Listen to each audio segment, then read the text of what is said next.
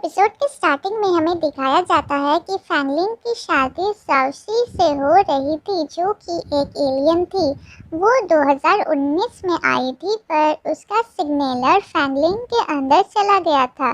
फिर हमें उनके कुछ मोमेंट्स दिखाया जाता है कि कैसे उनके बीच प्यार हो गया।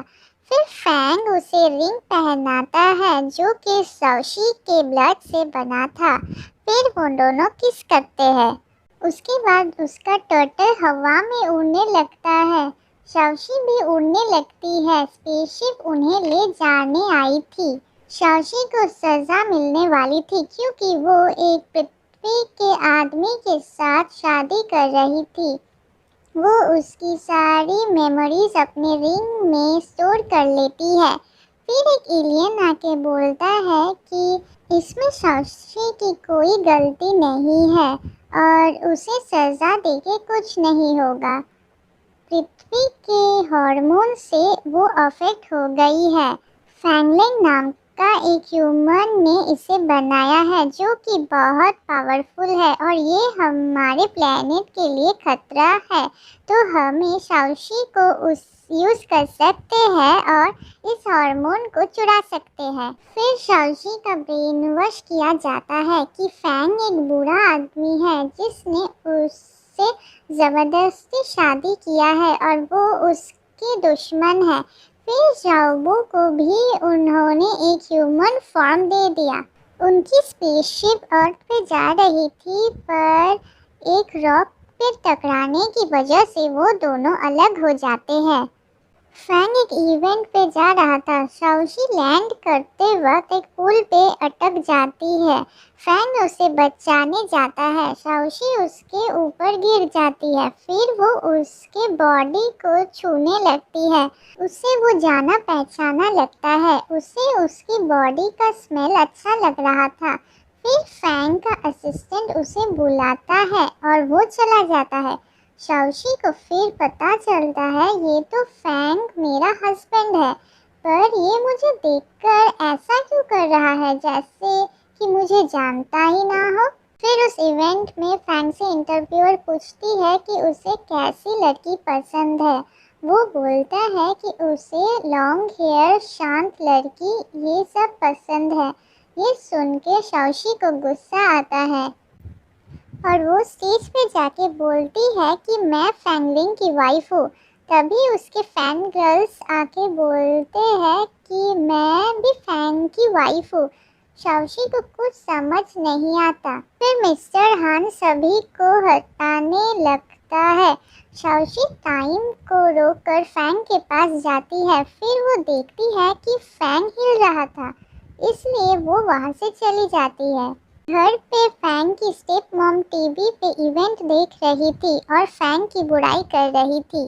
तभी ली का कॉल आता है। कुछ देर बाद होने के बाद वो बोलता है कि वो क्लास के लिए उसे जाना है, पर वो एक्चुअली एयरपोर्ट में था।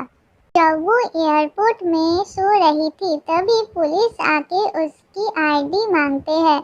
फिर वो भागने लगती है। ली को लगता है कि वो पुलिस वाले उसके पीछे आ रहे हैं, तो वो भी दौड़ने लगता है।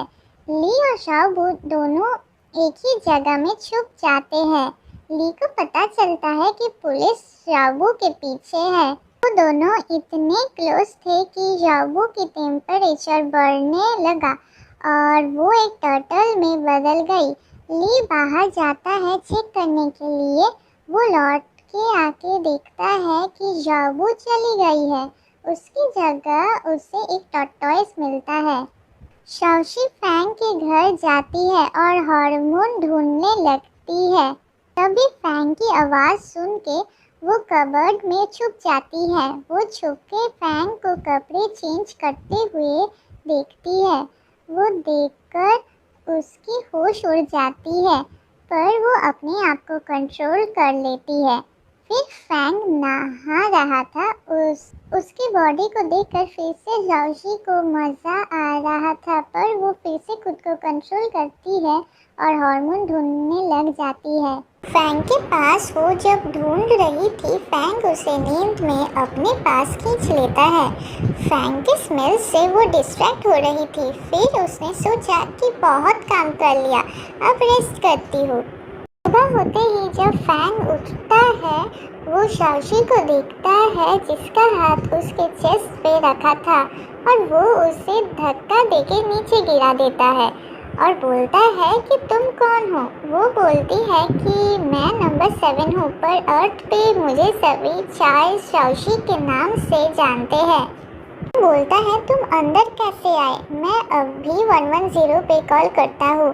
शाओशी बोलती है कि हम तो हस्बैंड वाइफ है, पर मुझे तुमसे झगड़ा नहीं करना, और ये बोल के वो वहाँ से चली जाती है। फैंग मिस्टर हान को फ़ोन करके चाय शाओशी के बारे में इंफॉर्मेशन निकालने बोलता है। शाओशी को बाहर ज़ाओबू मिलता है। वो उसे पूछती है कि तुम टॉर्टॉइस कैसे बन गए। ज़ाओबू उसे सब बताता है और पूछता है कि क्या तुम्हें हार्मोन मिल गया। शाओशी बोलती है कि उसके घर में नहीं था, ज़रूर उसकी कंपनी में होगा। ज़ाओबू उसे डेट और टाइम बोलता है। शाओशी बोलती है कि लगता है तुम्हारा सिस्टम खराब हो गया है, हम 2021 में हैं। फिर वो एक पोस्टर में देखती है कि 2018 लिखा था। शाओबू बोलता है कि क्रैश की वजह से हम गलत टाइम में आ गए हैं। शाओशी बोलती है इसलिए फैंग मुझे नहीं पहचान रहा है। शाओशी के बारे में कोई इन्फॉर्मेशन नहीं मिलता। मिस्टर हान बोलता है कि ज़रूर वो आपकी कोई क्रेजी फ़ैन होगी। फैंग बोलता है कि ऐसा लग रहा था वो मुझे जानती है, और अपने घर के सिक्योरिटी सिस्टम को अपडेट करने को बोलता है। शाओशी मिस चाय के कैफ़े में जाके चिल्ड वाटर मांगती है। फिर वो टाइम रोक के ज़ाओबू को उसमें डालती है। ज़ाओबू अपने ह्यूमन फॉर्म में ट्रांसफॉर्म हो जाता है। वो अपने प्लैनेट पे सिग्नल नहीं पहुंचा पा रहे थे। क्रैश की वजह से ज़ाओबू का सिस्टम खराब हो गया था। अब उन्हें यहीं पर ही वेट करना पड़ेगा, और हार्मोन तो अभी डेवलप भी नहीं हुआ होगा। ये सोच के दोनों बहुत ही उदास हो जाते हैं।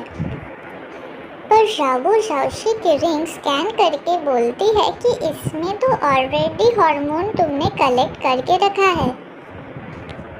शाओशी बोलती है कि जब वो फैंग से मिली थी तभी लगता है वो कलेक्ट हो गया। ज़ाओबू बोलती है हम यही कलेक्ट करके अपने प्लैनेट वापस जा सकते हैं। ये सोच के दोनों खुश हो जाते हैं। तभी शाओशी कैफ़े में कुछ लड़कों के पास जाके हार्मोन एलिमेंट कलेक्ट करने की कोशिश करती है, पर कुछ नहीं होता। फिर वो उनके सामने डांस करती है, तब भी कुछ नहीं होता। वो सभी मेल कस्टमर्स के सामने डांस करती है, पर सभी सोचते हैं कि वो पागल है। तभी मिस चाय आ जाती है, जिन्हें लगता है कि वो दूसरे रेस्टोरेंट की स्पाई है और उनकी कस्टमर्स को भगा रही है। शाओशी बोलती है कि ऐसा कुछ भी नहीं है। फिर मिस चाय उन्हें पे करने के लिए बोलती है। शाओशी उसे उसके प्लैनेट के मनी दे देती है। मिस चाय सोचती है ये उन्हें बुद्धू बना रही है। फिर वो उनसे कैफ़े का काम करवाती है। शाओशी सोचती है कि हार्मोन कलेक्ट क्यों नहीं हो रहा है। फिर वो दोनों वहाँ से गायब हो जाते हैं। ये देखकर मिस चाय बेहोश हो जाती है।